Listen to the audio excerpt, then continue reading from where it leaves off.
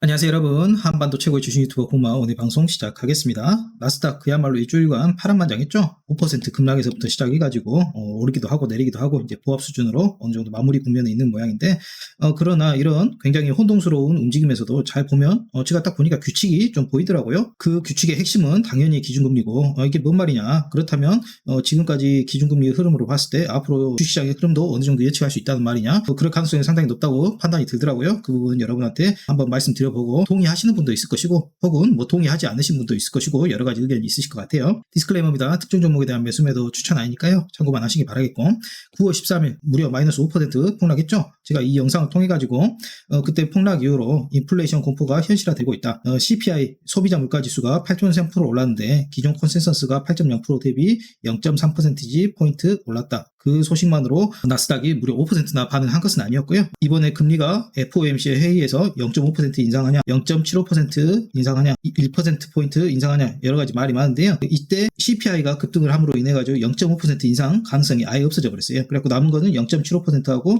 1%포인트 이 둘주밖에 안 나왔기 때문에 금리 인상의 폭이 넓어질 가능성이 굉장히 올라갔다는 소식 때문에 이런 식으로 제가 좀 강렬한 사진을 써가지고 여러분한테 그 사실을 알려드렸었고요. 그 다음날 9월 14일입니다. 이때는 또 좀 안정화가 됐죠. 0.74% 올라가지고 그때는 8월 PPI 생산자 물가지수가 2개월 연속 둔화됐다는 반가운 소식이 시장에 들어왔고요. 따라서 연준 9월 금리 인상 가능성, 9월 달에 연준이 몇 퍼센트 올릴 것인가, 0.75%지 포인트 인상할 것이다가 76%였고요. 그 전날 나스닥이 무너질 때 69%였는데 좀 올랐죠. 그러니까 0.75%에 좀 더 비중을 주기 시작했다. 그리고 굉장한 스텝인 자이언트 스텝 1% 인상 가능성이 24%로 전날보다 좀 줄었다. 그렇기 때문에 시장이 좀 안정화가 됐다. 시장은 여러분들 보시다시피 규칙이 어느 정도 보이기 시작하죠. 0.75% 인상하면은 시장은 이제 안정화가 되는 겁니다. 이제 규칙이 보이기 시작하죠, 여러분. 그리고 그 다음날도 마찬가지예요. 상당히 많이 내렸죠. 그 다음날은 8월 소매 판매가 0.3% 늘었고 높은 물가에도 소비는 유지된다. 이 소식이 전해졌는데 소식 자체로는 좋았는데 나스닥 자체로는 굉장히 혼동스러운 모습을 보여줬어요. 그리고 연준 9월 금리 인상 가능성은 0.75%지 포인트 인상할 것이다가 70% 전날에 비해서 소폭 내려갔고, 그리고 1%포인트 인상할 것이다가 30% 전날에 비해서 좀 더 올라갔죠, 여러분. 1%포인트 인상 가능성이 높아지면 나스닥은 내려가고 0.75% 인상 가능성이 높아지면 나스닥은 올라가는 그런 현상이 정확히 일치하고 있습니다. 우리가 여기서 이제 발견할 수 있는 하나의 규칙이 있죠.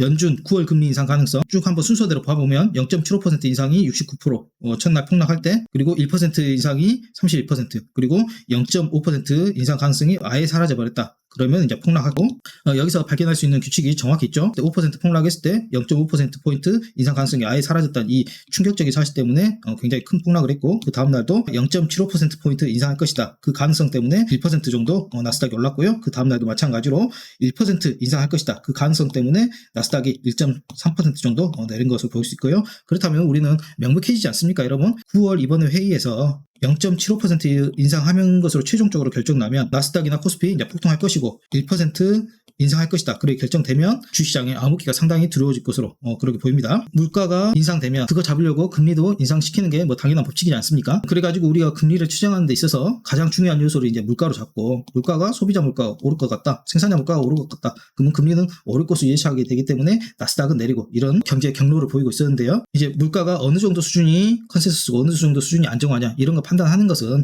결국에는 연준 위원들 아니겠습니까? 그분들이 이제 최종적으로 금리 인상하고 그러면 물가 같은 경우는 이제 필요가 없죠. 결국에는 최종적인 결정은 이제 금리로 인해 가지고 시장 경제에 파급이 되니까 결국에 우리는 물가가 소폭 올랐다, 그렇기 때문에 금리가 더 오를 것이다, 이런 파급 경로에서 이제 물가는 지워도 된다. 우리에게 남은 건 21일 날 이제 금리만 남았다. 즉 21일 날이 결정되는 날이다. 그렇게 보시면 되겠고요. 연방준비제도 밑에 패드 밑에 FOMC 회의가 있죠. 연방공개시장위원회. 거기 미팅이요, 6주마다 한 번씩 열립니다. 제뉴얼이 25, 26일, 준 14, 15 이런 식으로 있어가지고 이번에는 9월 20일에서 21일 양일간 이렇게 회의가 열리는데요. 여기서 이제 기준금리를 결정하게 되겠죠. FOMC에 대해서 간단히 설명드리면, 위원은 제로 파워, 굉장히 유명하신 분이죠. 이분이 의장으로 있으시고, 뉴욕은행 총재가 이제 부의장으로 이제 당연직이시고, 이제 기타 등등 들어가 계시고요. 회의는 6주에 한 번씩 이제 소집합니다. 한국도 마찬가지고, 유럽도 마찬가지고, 일본도 마찬가지고, 제가 아는 선에서는 뭐 보통 한 6주에 한 번씩 회의를 하시는 것으로 알고 있어요. 단 이제 6주에 한 번으로 해결이 안 될 때 긴급하게 금리를 인상하거나 인하할 필요가 있을 때는 긴급 소집이 가능하다. 지금까지 긴급 소집은 2번 했었거든요. 2008년 0.75% 인하했고요. 그때 이제 세계 금융위기가 있었죠. 뭐 리만 브러더스 망가지는 어쩌네. 그리고 2020년 0.5%포인트 인하 한번 했었는데요. 뭐 코로나가 전 세계적인 역병으로 번지니까 그때 한번 하셨고, 한미 금리 격차 한번 보시면 지금 한국이 미국보다 오히려 금리가 낮죠. 그러면 여러분이 예금하시는 사람이라고 생각을 해보세요. 당연히 미국으로 좀 더 0.25% 금리 더 받으려고 예금하지 않겠습니까? 마찬가지죠. 여러분, 파킹 통장에서도 토스가 제일 처음에 2% 제시했다가 페퍼저축은행이 한 3% 제시하니까 사람들 전부 다 페퍼저축은행을 가버리잖아요.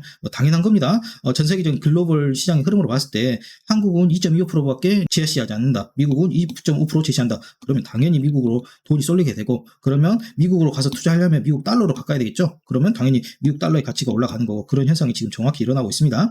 그러면 미국이 2.5% 포인트 지금 현재 기준금리인데 이번에 9월 회의에서 1% 인상한다. 그 확률이 지금 16%로 시장이 전망하고 있거든요. 그러면 실제로 1% 인상해버렸다. 자이언트 스텝을 밟아버렸다. 그러면 굉장히 암흑기로 빠지는 것은 뭐 자명한 얘기인 것 같고, 그 다음에 0.75% 이것도 굉장히 높은 금리 인상이라고 볼 수 있겠죠. 여러분, 주택담보대출 많은 분들이 받고 계신데 그 금리가 한 4%그 정도 되지 않습니까? 이게 하루아침에 5%가 되는 거예요.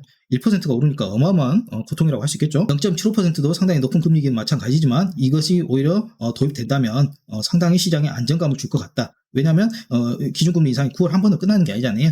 9월 다음에 또 6주 뒤에 11월 그쯤 되겠네요. 그때 시장이 안정화가 됐다고 생각하면 이제 FOMC 회의에서도 좀 더 낮은 금리 인상을 보일 거기 때문에 이번에 기준금리 인상이 상당히 중요하다. 이번 현재까지는 0.75% 인상에 84% 확률로 상당히 많은 사람들이 기대를 걸고 있다. 이게 현실화되면 굉장히 좋을 것 같습니다. 0.5% 인상 가능성은 이미 이제 사라졌다. 그렇게 보시면 되겠고요. 0%라고 보시면 되겠고, 우리나라 정부도 환율에 적극적으로 개입하고 있습니다. 제가 1380원대부터 윤석열 대통령님 빨리 개입하셔가지고 환율 안정화 부탁드린다고 그렇게 말씀드렸는데 이제 드디어 개입을 직접적으로 하고 계시고요. 일일 차트 한번 보시면 여러분 딱 비이성적인 차트 흐름 보이시죠? 인위적으로 누가 만들었다. 누가 봐도 보이실 수가 있겠고, 한 3시에서 4시 사이에 이 정부에서 도시락 폭탄이라고 하긴 그렇죠. 옛날에 도시락 폭탄이 점심 때 외환 딜러들도 밥 먹으러 가지 않습니까? 그때 이제 정부에서 외환 거래가 잘 일어나지 않을 때 그때 이제 정부에서 달러를 던져가지고 도시락 폭탄이라는 명칭이 생겼는데요. 이번 비록 시간은 3시 정도로 도시락 폭탄이라고 할 수는 없겠지만 그 비슷한 그런 달러를 던졌다. 정부에서 드디어 이제 1,400원은 어떻게 해서든 지켜야겠다. 이렇게 의지를 불태우면서 달러를 지금 사정없이 던져가지고 달러 던지면 이제 시장에 달러 공급이 늘어나겠죠? 그러면 환율은 안정화가 될 수밖에 없겠죠. 물론 이제 정부의 개입에 대해서 깨진 항아리에 물 붓기다. 이렇게 굉장히 비판적으로 보는 시선도 있어요. 근데 저는 효과는 좀 검증된 듯하다. 정부의 이런 움직임이 효과가 확실히 저는 있는 것 같더라고요. 물론 생각하는 사람에 따라 가지고 다를 수 있습니다. 단 달러를 쏟아붓는 만큼 우리나라 지금 달러 무역 적자로 인해 가지고 달러가 지금 계속 소진되고 있는데 외환 보유고 외환 보유고 우리나라 달러를 얼마나 가지고 있는가 그거 보면서 좀 던져야겠다. 그 부분은 주시해야 되겠다. 그 정도 수준이고요.